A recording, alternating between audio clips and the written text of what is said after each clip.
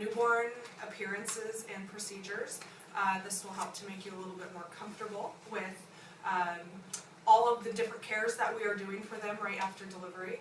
And with a lot of the appearances that we see in those first 2 days of life with newborns, parents have lots of questions about, is this normal that my baby's doing? Why are they doing this? Why do they look like this? And a lot of the times they're just looking to us to just calm their worries and anxieties about, you know, these tiny little babies that a lot of times are just so foreign to some parents that haven't been around babies or never been around all of these new things that are happening in their life. So hopefully this will just give you guys some information so that you're able to, on the spot while you're taking care of families, be able to answer their questions and make them feel a little bit better. So we are going to start out with a little video just to kind of get us into the mood here of these babies right after a delivery. And then we are going to go through a PowerPoint. I have some good pictures of some of the things that you guys will see with babies in the first couple days. And then after that, we're going to do some demonstrations of a couple of newborn cares, just the basics of those cares so far, just to kind of get you guys off on the right foot. Okay? Any questions thus far? All right. So this is a birth story, but I've cut all the way to the end of right where we're getting to the delivery here. Way that I was able to cope without a break. So the midwife considered moving me on my side so that way I fully get a rest and Christina's pushing efforts are finally rewarded when her support team sees the baby's head emerge and slip back. The nurse sets up a mirror so Christina can also see her progress. usually the best thing that worked for me was if Adam was pulling on one leg and my mom was pulling on the other to really get the counter pressure to push him down. Here he comes. Another quick one. When he started to crown, it definitely burned what would be called the ring of fire.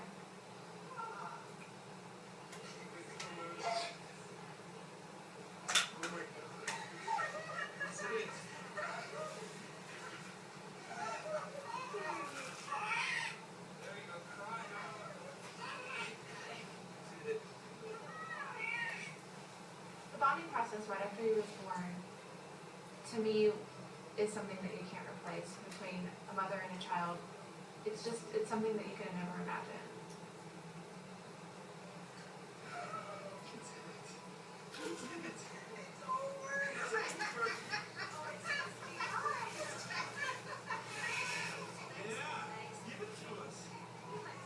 When he came out, he gave us his first cry, and we realized everything was fine. It was amazing. My emotions just kind of flooded through my body. It's strange to explain, but all of a sudden, all that pressure and all of that intensity of the day melted away.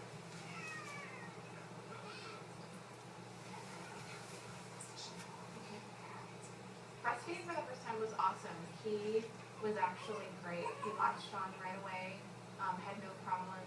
And it was a little nerve-wracking for me, but instinctually he did everything and I didn't have to do anything.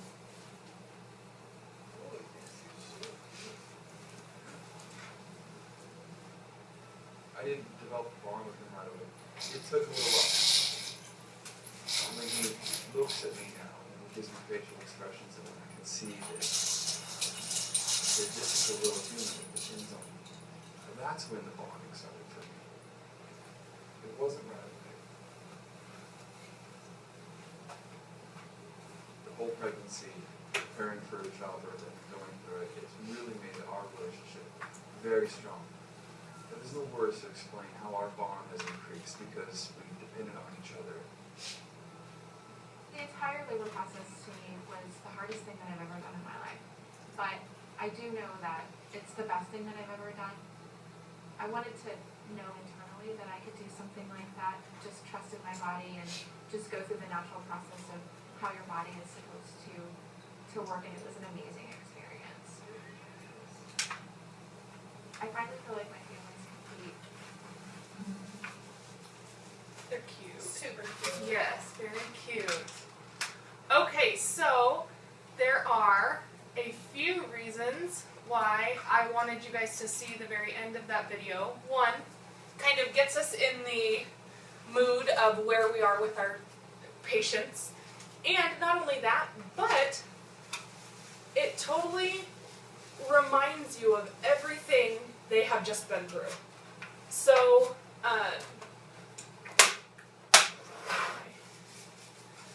by the time we're taking care of them, and these babies come out and we're starting to talk to them about newborn cares, it's not like they just came from home, showered, with a great night of sleep, and they're all ready to go to sit up and listen to us teach them about baby care.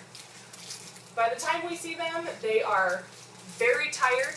They've usually been up maybe a night, maybe a couple nights, maybe more. And they are flooded with family that are all wanting to see this baby and see them.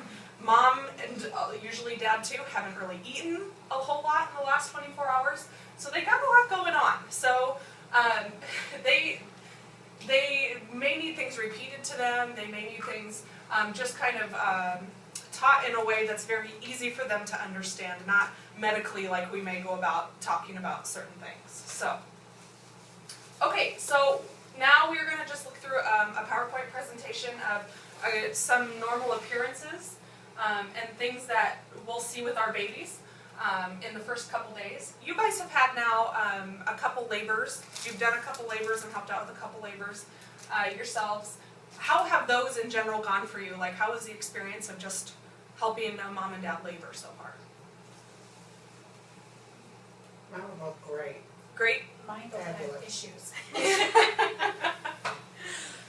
Emergency C-section, and then this morning we had the lady who was bleeding, so I had to go back to the OR after delivery.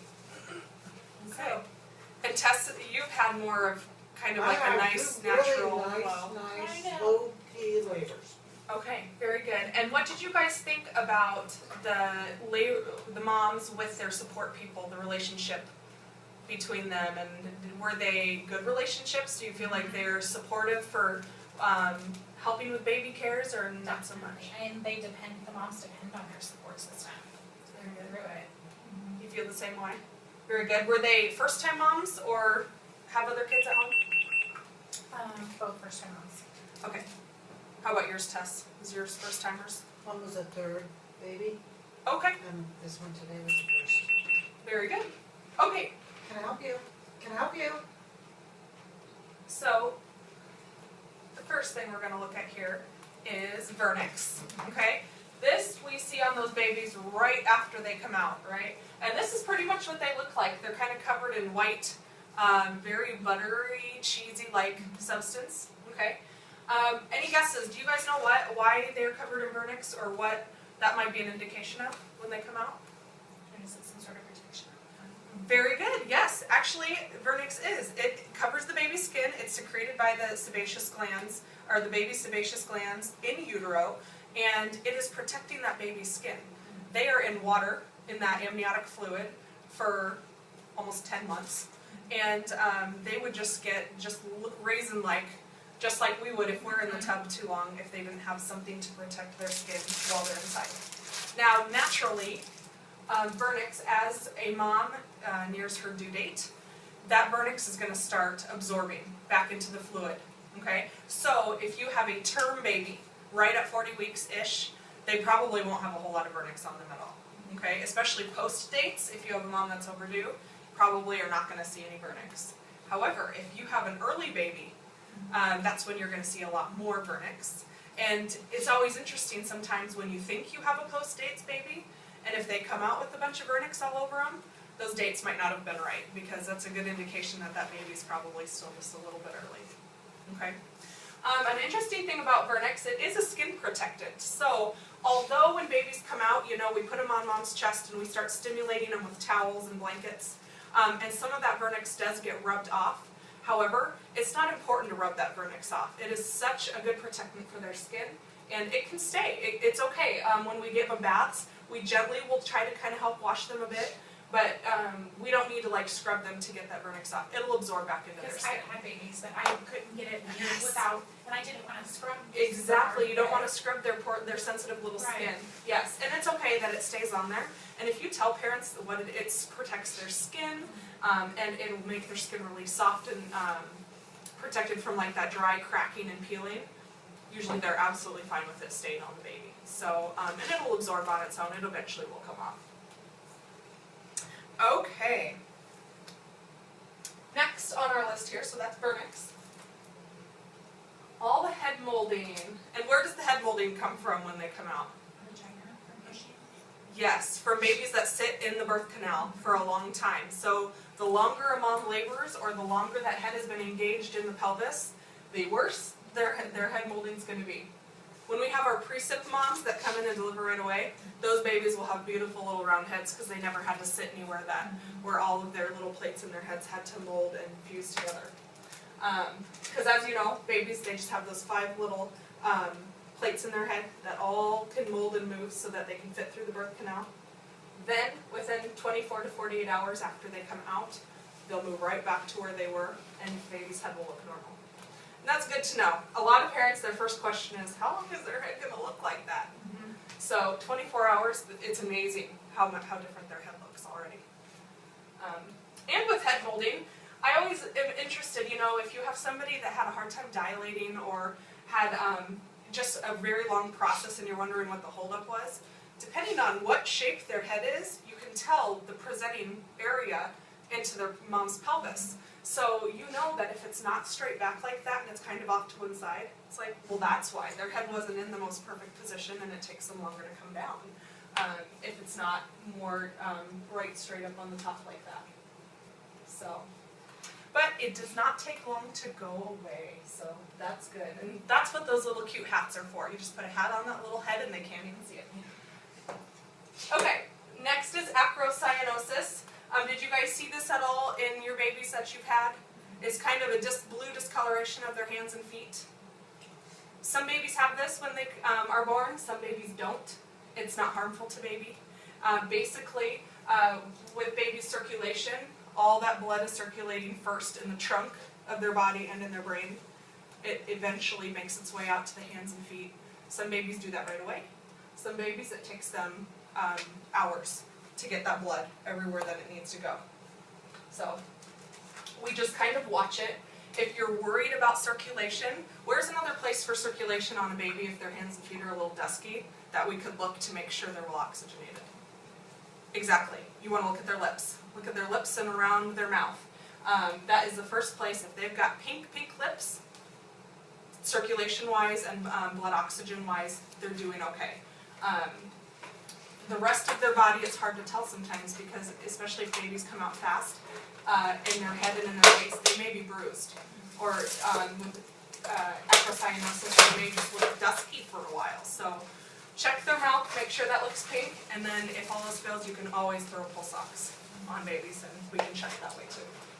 But that's kind of always in their hands and feet, the acrocyanosis on some babies. Okay, can you guys tell that baby's all rashy on its back there? This is a normal newborn rash. They are not necessarily born right when they come out. You will not notice this newborn rash. But within 4 hours, probably, if they're one of those babies that just gets that rashy appearance, you'll probably start noticing it. Okay? Usually starts on their trunk to where you'll notice on their chest or on their back this red, real blotchy look. It even sometimes can have like little, there's like little white hard spots in the middle of the red rash. It doesn't seem to hurt them at all. I mean, if you touch the baby, if you rub your hand over it, they don't act like anything was even done. It doesn't seem to bother them. And it will totally run its course and go away on its own. Doctors won't treat it. There's nothing you can do for it to make it go away. It's just some babies get rashes and some babies don't. If you notice that the rash is more localized, like it's just where the diaper is, or it's just where, like, say mom and dad brought a shirt from home and they put it on and you just see this rash right where the shirt sits, that may be more of a skin irritation to something we're putting on the baby. So in that instance, it might not be a bad idea to switch out whatever it is that that baby has on. But most of the time, you'll notice it kind of starts on their chest or their back, and then it'll start traveling to legs and arms and on their face. It looks awful, and nobody wants to have a rashy baby, but sometimes some babies just get it, and it runs its course and then it'll go away, so. Okay, any questions about the things you guys have seen so far? Perfect. Okay, so this is Milia and Lanugo. This first picture is Milia. We were talking about this the other day. I don't know if you were sitting down at the desk. Yeah. So Milia, it kind of looks like a bunch of little pimples, usually around their noses, just like this baby here around their eyes. And so many parents just kind of want to pick at them, or they want a washcloth to see if they can just like wash away what that looks like. And really, once again, little clogged ducts, those are going to go away on their own within 2 weeks. But tell them not to pick these. They will scab up and even look worse than what it was originally. So lots of babies have those little milia all over around their noses. Lanugo is on the right, and that's just that extra hair also that babies have in utero. It covers them from head to toe as babies get toward term, so once they get to around 40 weeks, all that hair starts kind of coming away, falling off, and absorbing off the baby. And so a lot of babies aren't born with a whole lot of hair anywhere except their heads. However, if you have, depending on like race, culture, some babies just have a lot more lanugo than others, especially like Hispanic babies, Asian babies. They just have all of this hair, ears, back, butt. You'll just find hair everywhere. They're so darn cute. They can't help it. In my head. Something you may notice on. And it'll rub away, you know, as they get dressed and washed, and it'll start going away. All right, here are some stork bites. These are pretty common among babies, and the most common place you'll see a stork bite is right on the back of the neck. And actually, where that came from, I was just kind of looking at that and found that the reason they call it a stork bite, and they're usually right here, is that's where the proverbial stork like carried the baby. Carries the baby. I never knew that.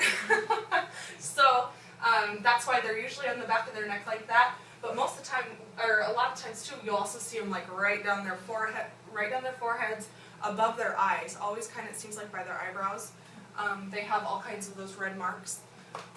Those also don't stick around for too long. Babies can have them. Babies can have them for a while. Once their skin starts to thicken a little bit, once they grow a little bit, the appearance isn't as, you don't see them as much. They can have them as long as a year old though. And when they cry, because they're real vascular, they get really, really red. So they'll see more red when the baby's warmed up. But totally normal, no way to tell if baby will have them or not. Has nothing to do, this is the hard part, they have nothing to do with the delivery of the baby, which a lot of people think. They're like, what happened? Or did they get grabbed wrong or held wrong? Or why do they have this big red mark? And that has nothing to do with the delivery. But Yeah. yeah. Yeah, so it's hard to convince people of that, because it looks like it would be like, oh, they got hurt coming through, but that's not actually the case. Mongolian spots. Have you seen Mongolian spots before? Okay, also more of a racial, cultural type of thing. Mostly you'll notice that blue discoloration always on the butt. That's usually the telltale sign of where Mongolian spots are. However, like this kiddo, you can see all over his belly. They can have them down their legs. And basically, if you didn't know it was a Mongolian spot, what would you think it was? Bruise. A huge bruise, and that scares the heck Yes. out of people. Because they're like, what the heck happened to my baby? And really, totally normal happening. It just occurs in some babies, and it's not painful. And these actually can last until kids are about school aged. So this can be there for 3-4 years before they really start. They'll fade every year, they'll get lighter, but you may still notice them all the way up until the kids are school aged. So, but usually the darker skin, if parents are darker skinned, babies have a lot higher chance of having Mongolian spots. This is brick dust. This actually, when I was a new nurse, was the first time a parent came to me and opened a diaper and they're like, this was in my baby's diaper, like what is this? And I had absolutely no idea. And what brick dust is it's actually urine crystals that some babies had built up in their bladders in utero. And then the first couple times they pee, because they were kind of dehydrated, they have what comes out is kind of a rusty colored urine. and it looks like blood. To some people, it can look like it's blood, or they're like, what the heck is coming out of my baby, because all she did was pee, but there's orange all over. We just call it brick dust. It's totally normal, and as the baby starts to eat and gets better hydrated, that should completely go away. But those first couple pees, you won't see it all the time, but every once in a while, someone will ask. So that's what it is. Totally normal thing, just like the rest of the stuff.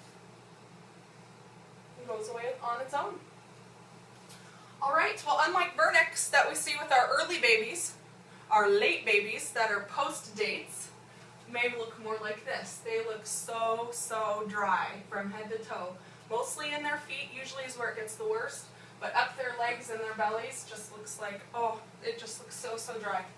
And of course, the first thing that parents want to do is lotion those babies up, which is not really the best idea in the hospital. If we need to ever put their babies back under a warmer for something, that could burn their skin if their skin is full of lotion. So we kind of leave them be. However, when they get home, I always recommend to parents, even if they didn't ask, but they have a really dry baby, to not use lotion and to use something more like Aquaphor or Vaseline for a while. Because if you think of lotion, if you had like cracked skin, and if you put lotion on top of it, it would burn.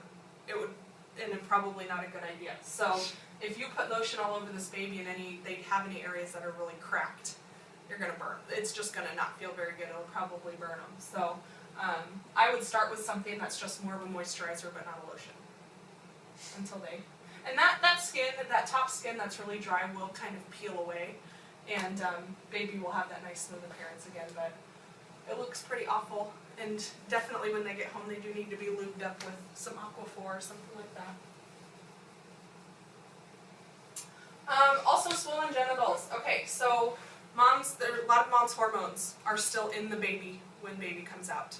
The way this presents a lot of times for female babies, their labia are really red. Like, it looks like the diaper is, a lot of times the parent will come in and say, hey, will you look at her? I think the diaper is irritating my baby. And her labia are really red. All hormones from mom. Okay? And in boys, it presents in their testicles are usually very swollen. And that goes with, the babies in utero get a lot more fluid. So they're kind of babies are a lot more fluid filled in general, and that also with their testicles can make them very swollen looking. But that is also a hormonal thing. After a couple days, that will also decrease, just like the redness for girls. So very normal, but usually sometimes when those boys come out and everything's very swollen, we have proud daddies thinking these boys are just, they're all boy. But, okay, I threw this one on here. This is not as common, but it's called polydactyly. And if you notice here, it's when babies are born with an extra digit. And I did throw it on here because even in the 7 years that I've been doing this, I've had more than, I'd say at least twice a year, we have a baby that comes in. Yeah, at least, that has an extra digit. Really? Yes, usually the extra digits are like this one, where it doesn't, it's barely connected in that it doesn't have a bone in it. So, if it doesn't have a bone in it, usually what they'll just do is they even take like rubber bands and they tie it off. They just tie it off. Or suture, yep. They tie it off and then it will just fall, it'll fall off eventually. It'll lose all blood flow. Yes, and there's usually not much to it, and so it doesn't even seem to like hurt, it doesn't bother the baby whatsoever. And this may seem kind of weird or gross, but a lot of times it will be there, and then the next time you go to like assess the baby, it's like, where'd it go? Because it'll fall off. And then it's like in the blanket somewhere.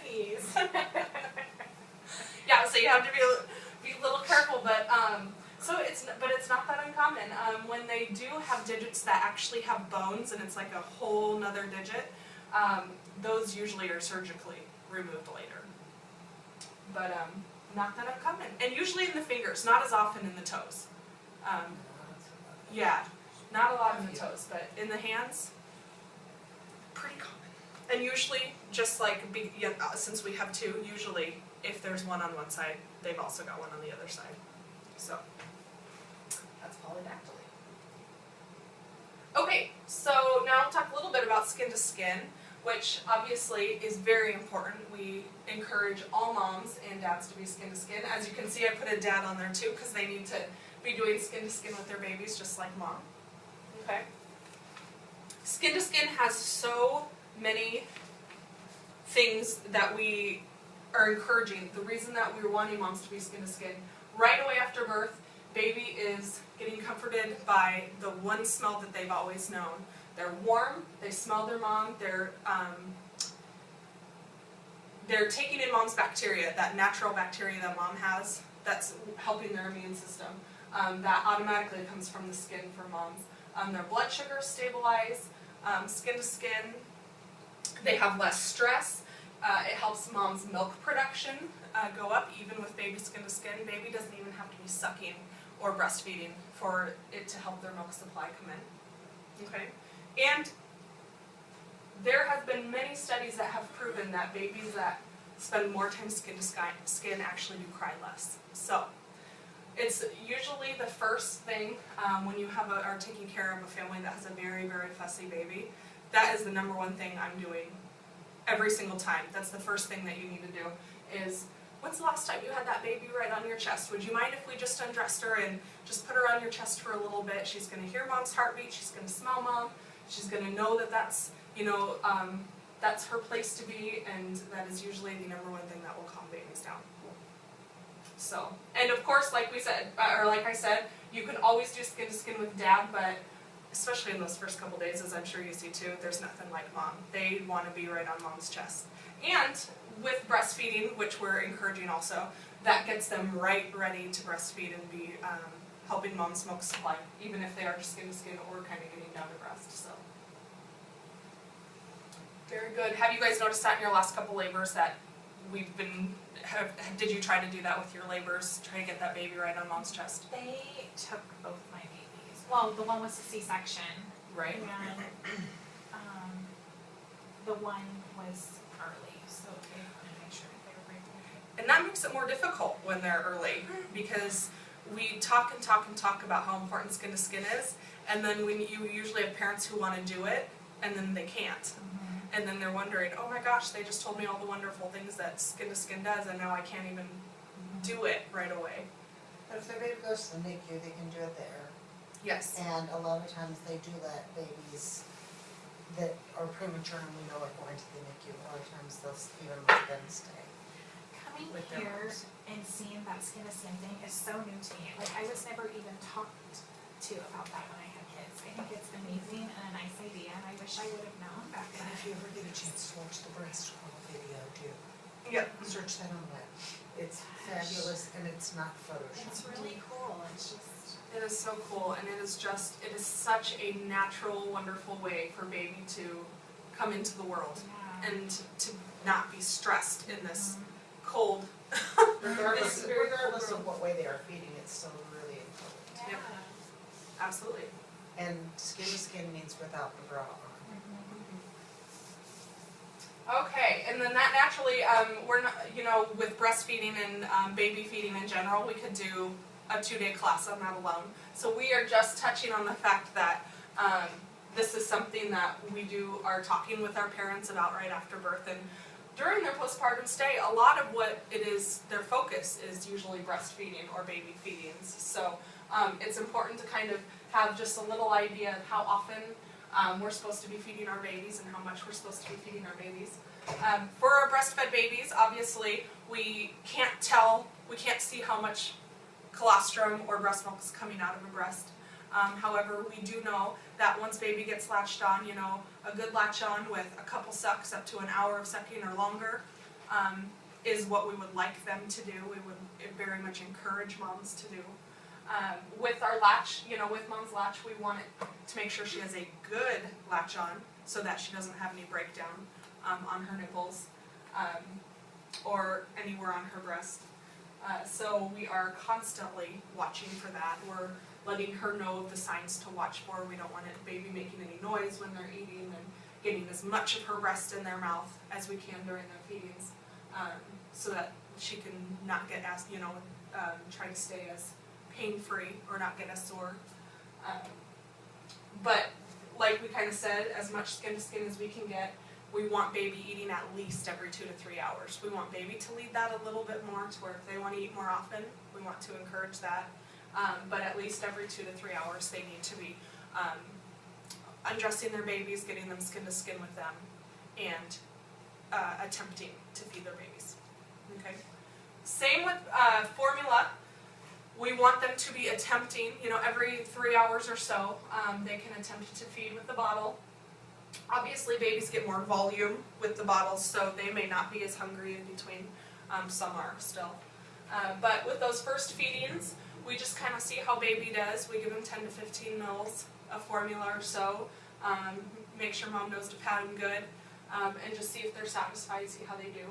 But they can do anywhere around an ounce those first couple days for all of their feedings, every 2 to 4 hours. And you just kind of watch how your baby does. That baby does. If you have a baby who's very spitty, they may not need as much of a feeding, and you might have to cut back a little bit. If you have a baby that is wanting to suck that bottle dry, yet they never spit up and they never have, they're never real fussy or anything, that baby probably tolerates that a little better. So you just kind of have to watch your baby, and also let parents know that the hard thing about feedings sometimes, especially with formula, a baby with an upset gut or a hungry gut, they're going to act the same exact way, whether they're too full or hungry. They act the same way. So a lot of times, overfed babies will look like they need something to eat. So parents will want to give them another bottle, and they'll ask for another bottle. And if you noticed, you're like, ooh, I just gave them one an hour ago or an hour and a half ago, and I know that kid ate 45 mils, I would probably talk to the parents first about, what kind of signs are they showing you, and why, why is it, do you think that you think he's hungry? Is there other things? Did you check his diaper? Could we swaddle him real tight or things like that? To see if maybe those will solve the problems instead of continuing to overfeed.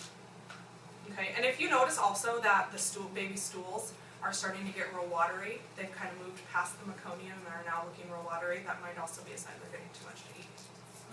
So, I think we confuse parents because we give them a 2-ounce bottle yes. on day 1, and they definitely don't need 2 ounces on day 1. Yes, the bottles we have here are 2 ounces, and that makes people wonder if that's how much babies then are supposed to eat. And it is not. That's just the way they come. So I know even in some instances where we do have babies that get really overfed, or parents seem to be very confused, when you open the bottle for them to feed the baby, dump half of it out, and then give it to them, so that they know that they shouldn't go over a certain amount for the baby's sake. So, and in our institution, we need an order in order to give a bottle to a baby. If a bottle is, or if a baby is exclusively breastfeeding, if mom says after she delivers she wants to exclusively breastfeed, but then a day later decides, no, I decided I want a formula feed, we can't just give her a bottle. We have to get an order to give her a bottle. So just something to keep in mind. So, all right. And that just goes along with us wanting to make sure they have the right education, and if there's a simple fix to maybe a problem they're having with breastfeeding, that we're addressing their problems or helping them through whatever it is the problem is before we just say, oh, okay, it's not working, here you go. So that's kind of where that comes from. Okay, and then last, just caregiver bonding. You will notice as you continue to do more labors, support people who are going to be also supportive in helping raise the child. Sometimes have a hard time saying, hey, I would love to help you do the bath on my baby, or what can I do to also be bonding with my baby. They kind of just stand back and are waiting for somebody to ask them to help or to do something.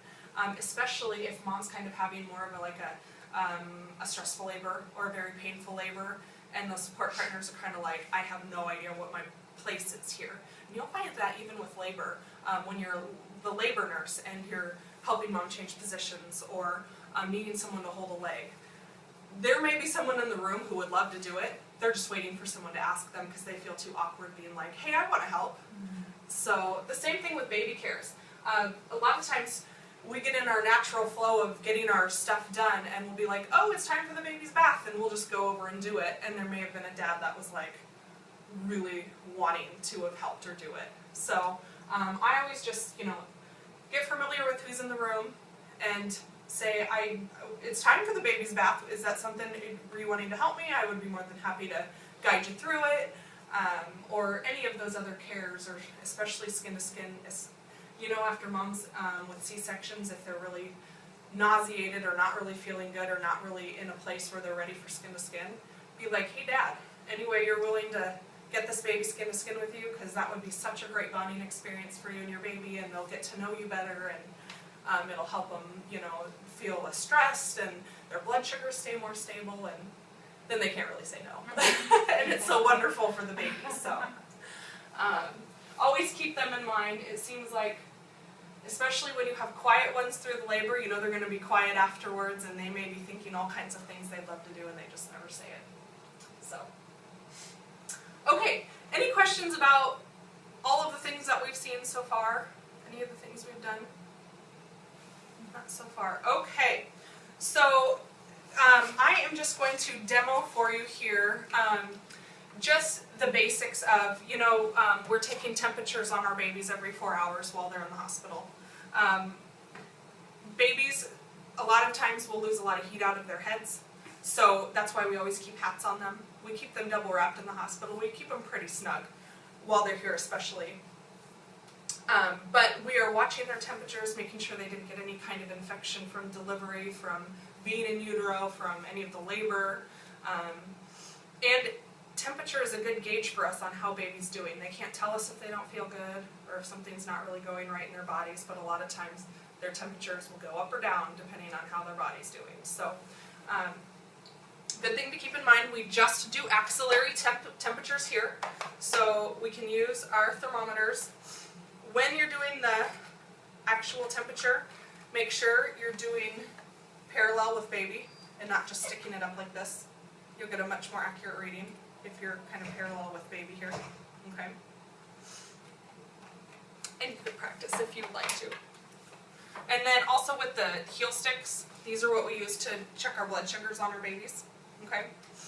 They're supposed to be a little bit nicer to our babies than just our regular sticks that we use for adults. I don't know if that's true or not. Never use the adult ones on Right. the baby. And that's, yes, you don't want to use the adult ones on the baby. That's what these nice green ones are for. They're called gentle heels. Whether or not that's actually gentle, I'm not really sure. But when you are doing a blood sugar check, we always use the heels of babies. It's the same process as for adults in that you're using your alcohol swab. You're going to wipe real good, make sure it dries. When you're going to do your heel stick, you always want to do it on the outsides of the heel, never in the middle, okay? That's where it should be the least painful and all of those things. It's the best place for the baby if you do it on the outsides, okay? And then wipe away the first little droplet, just like for adults, and then use the next one for the actual test. The temperatures, along with the blood sugar checks, along with the assessments, almost anything, they all can be done while baby is skin to skin with mom or a support partner. We don't need to take baby away from mom to do anything really, okay? And in fact, it seems like babies do a lot better if they're breastfeeding or if mom's holding them. While you do their little heel poke, most of the time they barely even squawk. They, if they're being held, but if they're, on their back in their crib and they're undressed and they're kind of flailing their arms, it's much more stressful to them. Okay? Any questions about that? About doing those two things? Okay, well, very quickly here, we are going to just demo a bath. Our baths for our babies, we wait 6 hours, at least 6 hours from delivery to do their baths. That helps with temperature stabilization. And there's lots of different places you can give babies the bath. You can use the warmer that we have. You can use the sinks in the room and kind of wrap the baby in blankets and do a bath that way in the sink. Sometimes moms want to get in the tub with their baby and give them a bath while they're in the tub with them. It doesn't matter. However they would like them bathed is just fine. But what we're going to do is just a basic bath, a head to toe bath, so you kind of know the process at which it's done here. I'll give you a baby right there, and we're just going to use a dry washcloth here. But just like you would for anyone, I suppose, if you're giving them a bath, you want to go from the cleanest area of the baby to the dirtiest area of the baby, right? Yes. the So, face. yes, exactly. So you're gonna do from the insides of their eyes to the outsides of their eyes first. Yep, and then move, yep, exactly. And then do the rest of their face and clean them real good. Remember, if they have vernix on them, you can wash them normally, but don't, like you said, we don't have to spend any time like trying to scrub that off or anything.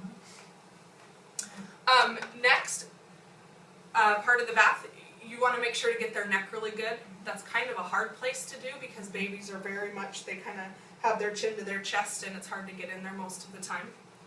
A lot of the times I find the thing that helps the most is when they're laying down. I kind of hold up their back like this, and then that naturally will help bring their neck open so that you can get in there. Perfect. Ears. And the ears, very good.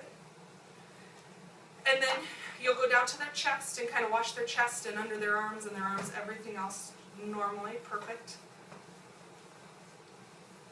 Good. Creases.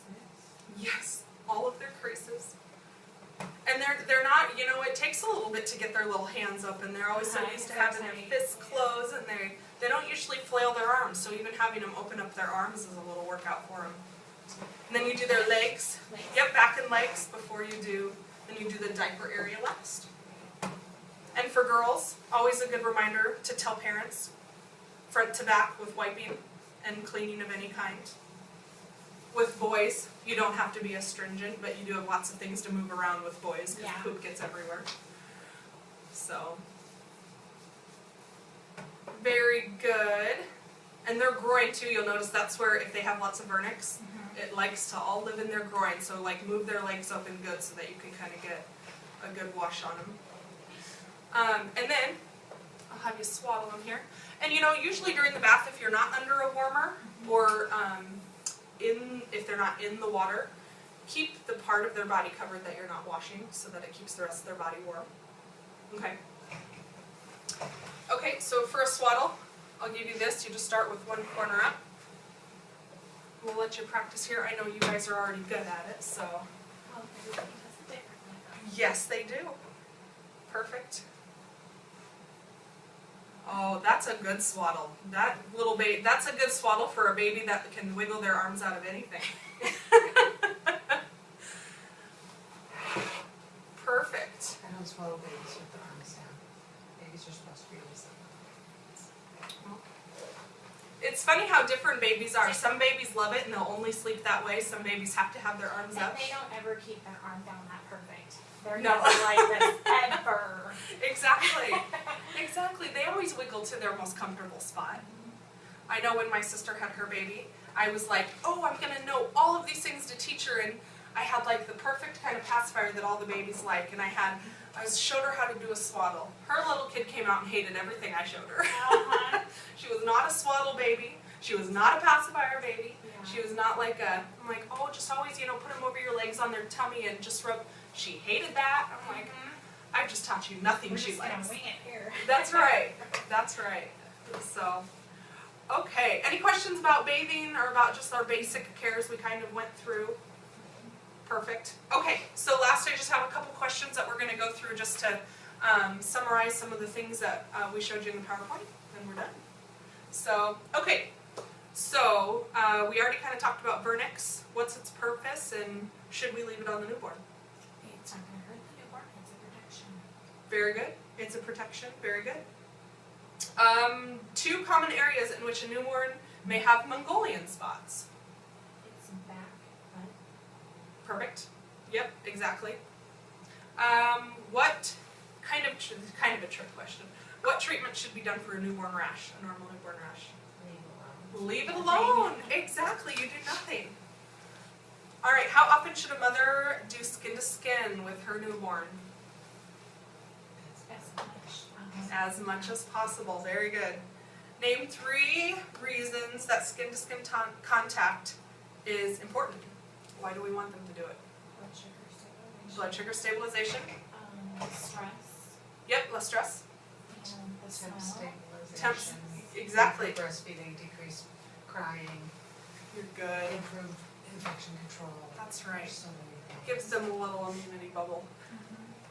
Mhm. When my Charlotte was sick last week and she had an ear infection and I was at the doctor and I was so frustrated and I'm like, what happened to her breast milk immunity bubble? Because she's supposed to have one until I'm done. Okay, how often should a baby be breastfed in the first 24 hours? How often should we be trying to? Offered at Yes. least every 2. Good, attempted, yep, you wanna attempt to feed those babies every 2 to 3 hours. Now, sometimes they're gonna be so sleepy that you put them to breast and they're like, and no matter what you do, they're not into it, and that's okay. But if you've offered, if you've got them skin to skin, right up to the breast, Most babies will give you one good feeding in the first 24 hours. You might be lucky it's the first hour. You might not, it'll be 24. Yep. Okay, how much formula should we feed to a newborn at a single feeding? 1 ounce Yes, 1 ounce or less. than. or less. Yep, very good. One way a newborn can keep their temperature and blood sugars stabilized. Skin to skin. That'll work. How many hours after birth should a newborn wait to be bathed? 6 hours at least. 6 hours at least, very good. Why do some, we'll see if you know, I don't think we even talked about this. Why do some newborns prefer being swaddled? Feels like home. Comfort? Yes. If you think about them in utero, they were like a squished little ball that couldn't move anything in there. And when they come out, they can like flail their arms and legs and it makes newborns very, very nervous. So swaddling them makes them feel like how they were tight in the womb. So, okay, questions about any of the information we went through? You girls are so smart. All right. Well, thank you for listening. Thank you.